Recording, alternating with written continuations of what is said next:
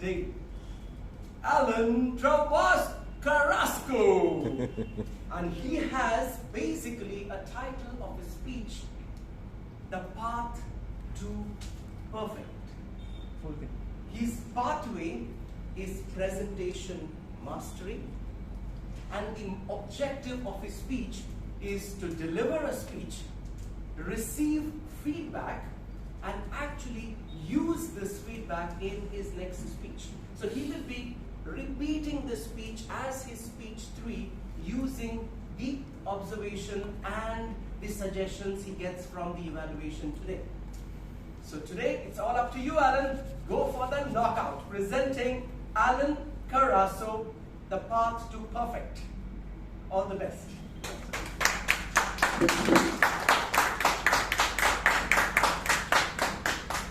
Read it again.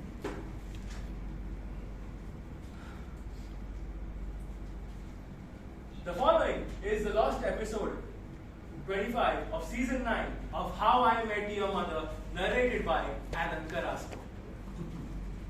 Kids, morals usually come at the end of the story, but this one is so important, I'm going to give it to you right now. Don't ever invite an ex to your wedding. Sorry, wrong one, made a mistake. Nobody is perfect. Imagine this situation.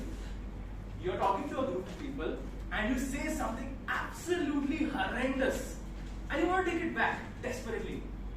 The thing is, you can't. Your brain is already sitting in your voice box to pronounce those words. The words are then followed by a pause. There's an ominous silence that surrounds you.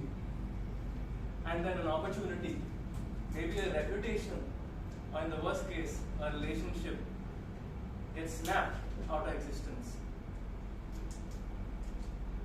Kids, by the time I was 20, I'd done a whole lot of bad. I broke people's arms. I spoke back to your grandmother. I nearly killed a guy. But it took me 20 years to change. You see, what happened was, back in college, I was in a clique of 4. And this is way before I met Uncle Marshall and the gang. But these guys were really good friends. And being in college, I thought I could be as expressive as I wanted to be. I could say what I wanted to say and be a normal guy who didn't have to watch his words. You see, kids, this is where I messed up. Because it is assumed that it is okay to throw shade, aka tease, a boy. Because it is the law that he will throw shade back at you. As is written in the Bro Code, chapter 83, section 83, verse 83. If a fellow bro throws shade at another bro, the other bro has every right to throw shade back. But when it comes to girls, things go in a completely different direction. Because when you throw shade at a girl, they really get offended. And it's understandable, they have a right to be. As they say, men are from Mars and women are from Venus, and feminist, I am so sorry I said this. So when I was in the study group, I threw shade at one of the girls from my clique. It's safe to say she was not too euphoric to hear that. And she was really hurt by those 4 words that I didn't even mean. It was completely unintentional. But this wasn't the first time I did this. I have basically been throwing shade at her ever since I knew her, and this incident happened to be the one that broke the camel's back. So she didn't talk to me for a really long time. Kids, I often tell you I wouldn't have wanted your mother to meet me when I was in my youth. That's probably because at that point in time, I don't think she would have liked me. Hell, I didn't like me. I was constantly verbally abusing people around me in the form of throwing shade, because I thought it was cool. Though no one deserved nor needed any of it. But remember in the beginning how I told you you can lose opportunities, relationships, and your reputation? That happened to me a lot. But yet I went on a marriage for 20 long years. But during the Lenten season, I would convince myself to change. I mean, in one of them, I basically had the good omen of the ash burn in my forehead, which I thought was a sign from God telling me to change, bro. Change. But as your mother would say, all I kept were empty promises. But when I lost a really good friend of mine, just because of a couple of words I didn't even mean. I promised myself the same thing. And kids, for the first time, I actually meant it. So how did I change? And I did change. Well, I joined a Discord server, which was an anger management server, where I could vent out my frustrations at any point of time to deal with my short-temperedness. And yes, I'm short-tempered. And we used Discord back in my day, mind you. I went for counseling, where I learned how to stop verbally abusing people and how to watch my words subconsciously. Because when I do it consciously in real time, as you can see, I am watching all the words out of my mouth. It looks very weird.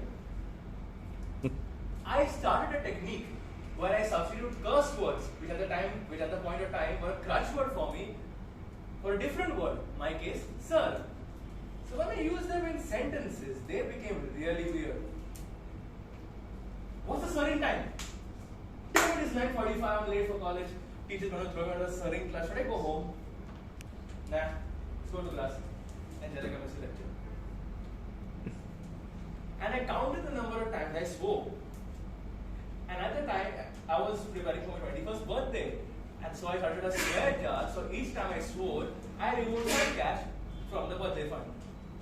And I stopped swearing automatically. The end all be all is, kids, I never want nor will spoil any story for you. We'll get to the ending of the story when we get to it. Probably the next time I speak. But for now, you see, kids, nobody is perfect. We all have that one trait within us that we think will never change. Worst thing is, we often play on it. I'm like this only. Hey, don't try to change me, huh? Don't try to change me. Don't even work. The thing is, you're not. Change is the only constant in life. And it's said, those who don't change, they don't survive. So you can change yourself. All you have to do is work on yourself, the best place you can work. And it won't be easy, trust me, it was hard for me. But if you keep trying every day, one day you'll get rid of it.